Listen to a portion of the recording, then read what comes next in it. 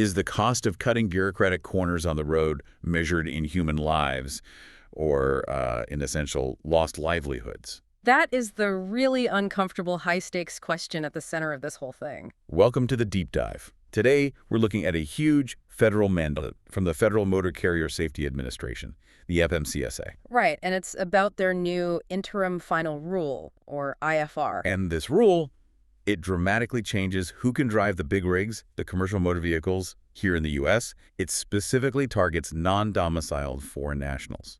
The scale of this is it's staggering.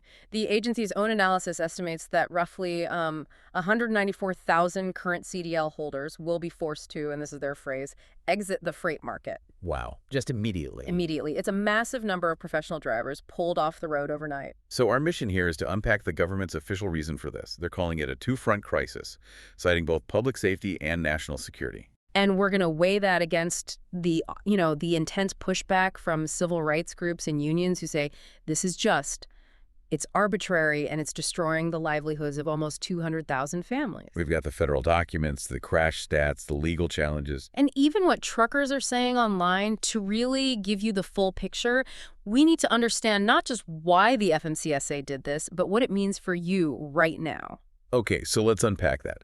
When a federal agency just issues a rule immediately, skipping the whole public comment thing, that's a big deal.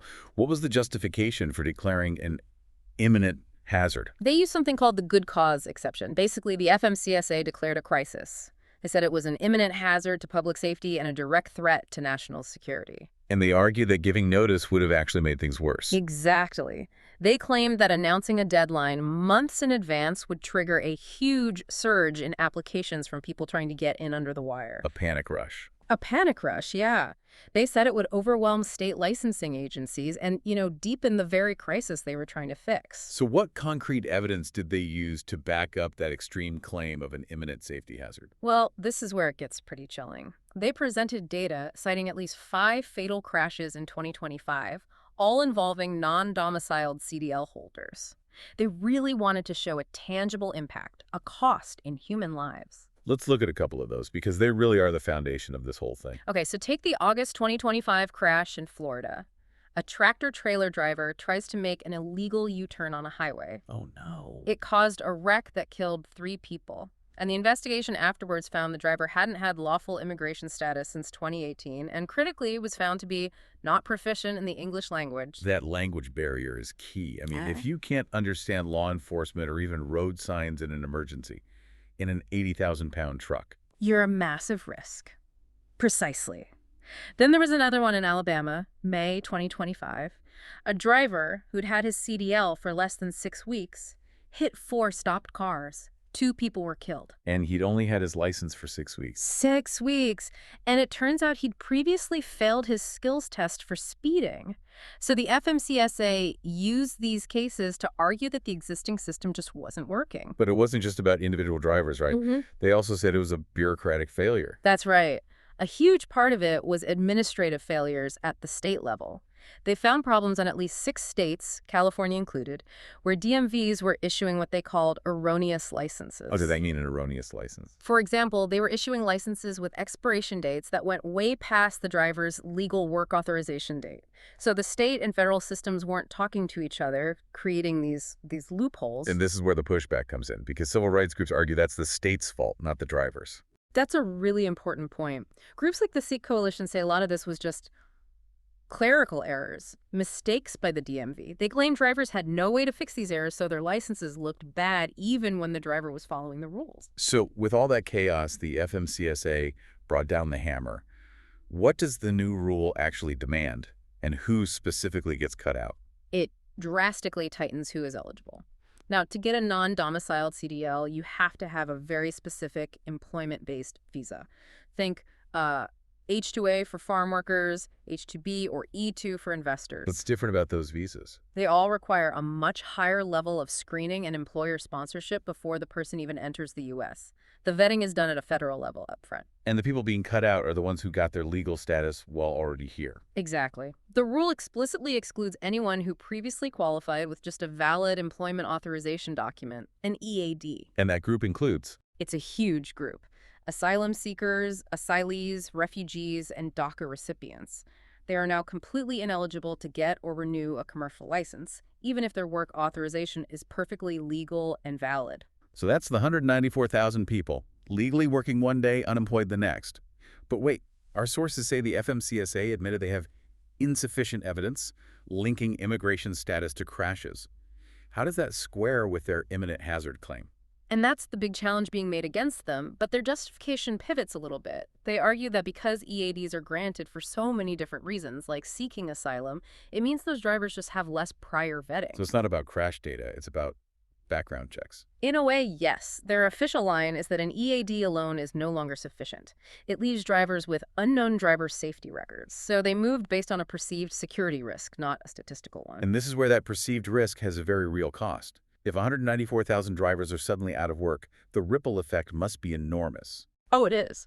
The opposition, which includes huge unions like AFSCME and the AFT, they filed emergency motions immediately. They say the rule is causing widespread harm to workers. I mean, we're talking about people losing their ability to pay rent, buy food. And their health insurance. It's a sudden economic collapse for all of these families. And this isn't just about long-haul freight, which we already know has labor shortages.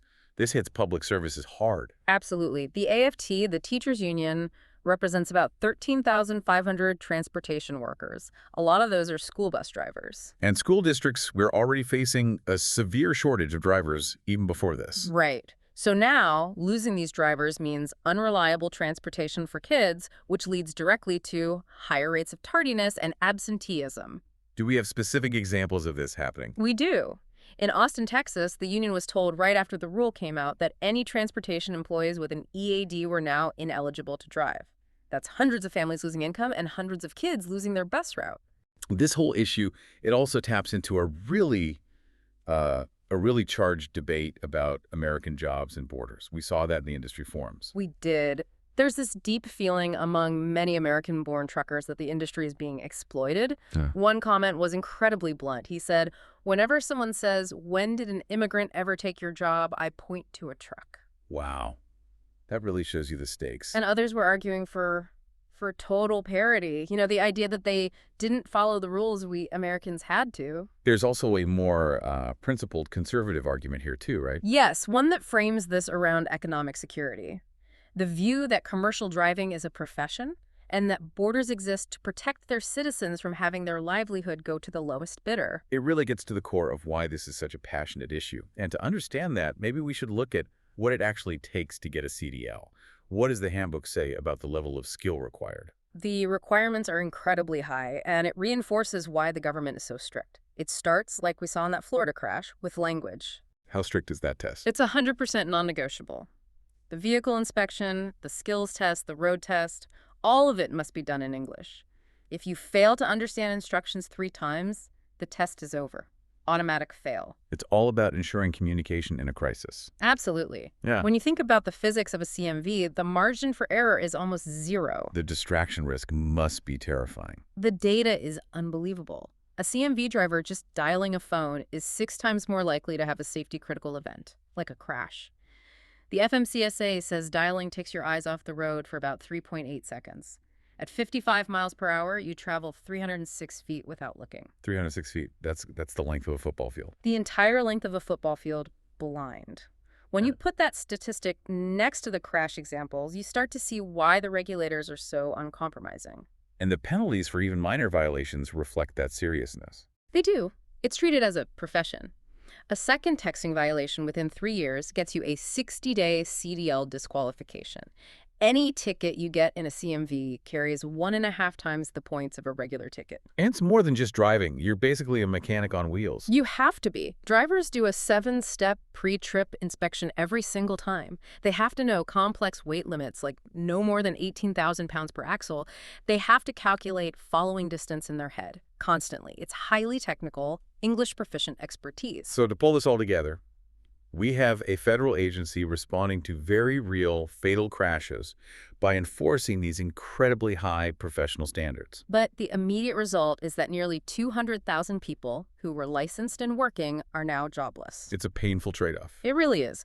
The agency is closing what it sees as security loopholes by siding with the most heavily vetted visa holders. But the collateral damage losing school bus drivers, disrupting supply chains, is fracturing communities. We've examined this push to tighten the gates on commercial driving, a push driven by the argument that the cost of failure is measured in human lives.